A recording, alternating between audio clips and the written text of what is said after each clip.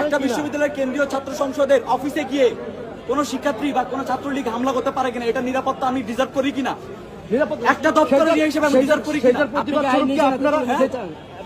আইনের হাতে তুলে দিয়ে দেখলাম তো কি হলো, আইনের হাতে তুলে দিলাম তো, আপনাদের সামনে আইনের হাতে তুলে দিলাম। আইন কতটুকু করতে পারছে আমাদের ইনসাফ?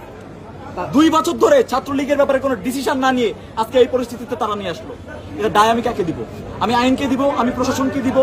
যখন তারা দিতে পারতেছে না তখন তো আমাকে নিতে হবে। হ্যাঁ, ওখানে আহত মানে কি? কোথায় ওনার এখানে মানে ইয়ে দেখা যাচ্ছে, সাদা মাংস দেখা যাচ্ছে, এমন বাজে অবস্থা। অনেকে আকস্মিক ভাবে হামলা করা হয়েছে। ওরা ছিল 7 জন, আমরা ছিলাম মাত্র 3 জন। এবং আমরা জাস্ট বসে, আমি তো সহতত্ত্ব গবেষণার সাথে কথা বলতেছিলাম, আকস্মিক ভাবে তারা গিয়ে হামলা করছে।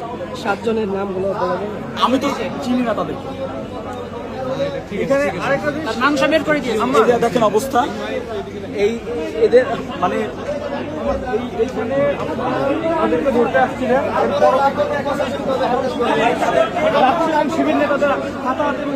না না না, এটা তাদেরকে ধরতে আসা হয়েছে, তারা পালায় ভিতরে গেছে। তখন কি স্টুডেন্টরা বা আমার হল সংসদ প্রতিনিধিরা, আপনার হল সংসদ প্রতিনিধি আর শিবির গুলায় ফেললে তো হবে না ভাই।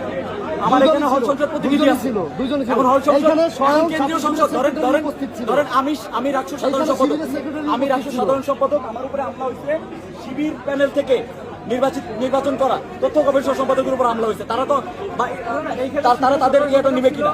শিবিরের মিডিয়া সেক্রেটারি এখানে ছিল যখন এটার ডিসিশন তাদের থেকে নিতে হবে। এটা তো আমি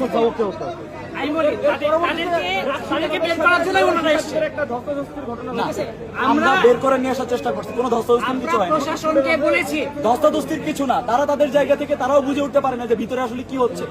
ভিতরে 15 মিনিট ধরে ছাত্রলীগের 3 জন ওখানে ভিতরে ছিল, তাদের উচিত ছিল বের করে দেয়া, তারা এটা বুঝতে পারে নাই। আর এখানে উদ্দেশ্য ছিল তাদেরকে নিয়ে বাইরে বের হয়ে আসা।